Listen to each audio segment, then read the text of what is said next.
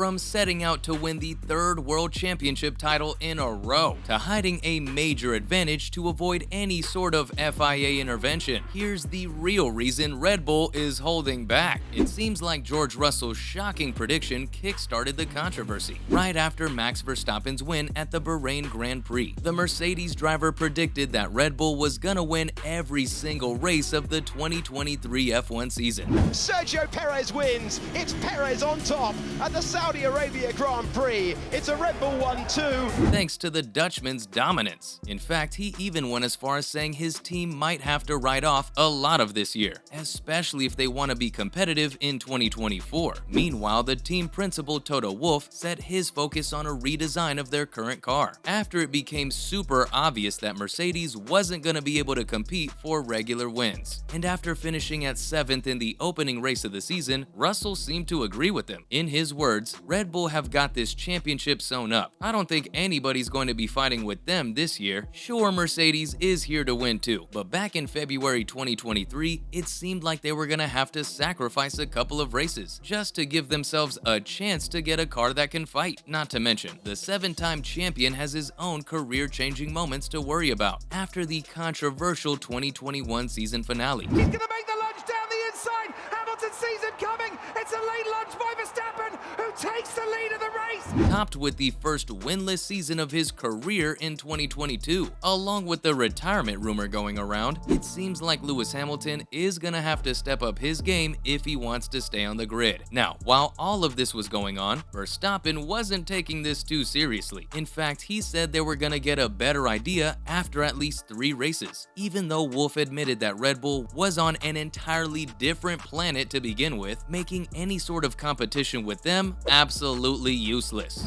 About to go wheel to wheel once again, surely. Around the outside goes Max Verstappen. Can Hamilton fight back? There's nothing Hamilton can do. And even though the Dutchman's been dominating the grid, having won 2 world championship titles back-to-back and overtaking the 7-time world champion, it still seems like the team's sort of holding back. And if they are, how dangerous is their full potential then? Well, that's where Russell steps in with another controversial statement. He claims the team is almost embarrassed to unleash its full potential, right after Verstappen brought along his team's 100% winning start to the 2023 season as well. Think about it. Take a look at the Australian Grand Prix, for example. The Dutchman overcame a pretty poor first lap that pushed him behind the 2 Mercedes cars, only to still take the checkered flag at the end of the race. And while Russell led the race early on, he was soon removed from contention, right after he pitted during a safety car, which just switched into some sort of ill-timed red flag. And with that, Hamilton was leading the Dutchman at the restart. But according to the 7-time champion, Verstappen came sailing by pretty comfortably. Even Wolff can't comprehend the mind-boggling speed advantage Verstappen's got. I mean, turning a 0.5 second deficit into a 2.1 second advantage within 1 lap is just way too crazy to explain. And that's probably why Russell's statement makes sense. The faster they look globally, the more the sport is gonna try to hold them back. The Mercedes driver claims they've got like 7/10 advantage over the rest of the grid. I mean, if it wasn't for Sergio Perez's qualifying accident in Australia, the 2 Red Bull drivers would have finished 1st and 2nd in all 3 races. There is just no question when it comes to how superior their race pace has been. Sure, the number of crashes, safety cars, and red flags might have piled up on top, but Russell claiming that the team's sort of sandbagging on purpose isn't the most shocking idea in the world. I'm pretty sure they can't risk getting the FIA involved. After all, the governing body hasn't been too shy to intervene in the past, especially when one team is clearly dominating the world championship with absolutely no one even coming close. And if the FIA gets involved, they're gonna start some kind of investigation on some of the design innovations that make the RB19 move like lightning. Not to forget, it's the biggest advantage the team has over the rest of the grid right now, and that's exactly why Hamilton even claimed the RB19 was the fastest car he had ever seen in Formula 1. So if they're holding back just enough to win the races and championship titles, but not too much to blow their cover so they don't have to deal with the FIA, it makes a lot of sense. But even while they're trying to do so, Verstappen remains untouchable. Either way, the rest of the teams need to step up their game, because Red Bull clearly isn't gonna slow down just yet. Having said that, this isn't anything new in the F1 grid. If anything, Mercedes employed a similar tactic in the past. I mean, you've probably heard about sandbagging concerns coming in from the Mercedes camp a bunch of times before. Back in 2014, the team stepped into the hybrid era with an untouchable car and power unit, and with that, they could easily lap most circuits quicker than anyone else on the grid. Meanwhile, other manufacturers could barely hit the ground running with their first hybrid offerings. So clearly, Mercedes was a little bit concerned about having their advantage taken away, thanks to some sort of FIA intervention. So what did they do? They'd focus on the wins while barely showing any of their actual performance potential at all. And while it worked for them then, it wasn't until years later that the former executive director, Paddy Lowe, finally revealed how Mercedes used this tactic to hide their advantage. And now when it comes to Red Bull, a rule change that might be brought in to try to level the playing field. But Verstappen doesn't seem too worried. Instead, he credits pace management for their win too. Clearly, it's not just how they develop the car, but also how they manage it, especially when it comes to the tires. Because, like he said, no one really knew how long the hard tire was gonna last. But there was no need to go ahead and destroy your tires just to get that half a second lap advantage over another driver, because that could flip the situation for worse with safety cars and red flags. So instead of talking about holding back their full potential, he claims it's all about managing the unpredictable situations right there on the grid. As for Christian Horner, he joked that the Mercedes driver was a little too generous to suggest they were holding back. Sure, they're on the top right now, with other top teams like Ferrari, Aston Martin, and Mercedes battling it out for the best of the rest positions. But are we missing out on another impressive streak that might have come from an advantage too? Horner was quick to point out Mercedes' run of 7 consecutive drivers' titles, along with the 8 back-to-back constructors' crowns, all between 2014 and 2021. In his words, his team of all people would know too well about those kinds of advantages. I mean, that's not really far-fetched either, right? Moving on, Horner talked about how the two Red Bull drivers were managing their pace in the middle of all the safety car and red flag dramas. Again, like Verstappen, he gave the credit to their management of the entire situation. If anything, it seems like that's the statement they're gonna stick with for now. Although these kind of things aren't too uncommon in Formula One, we've seen it all the time, and admitting to it isn't gonna help their case in any way. Although if this catches more hype, or if Red Bull somehow slips into revealing bigger potential, the FIA might have to step in to make sure everything's still fair on the grid. And if that happens, Red Bull might lose out on its one advantage, which will probably flip the entire game again, with someone else in the lead. Having said that, that's the real reason Red Bull is holding back. Thanks for watching, and I'll see you next time.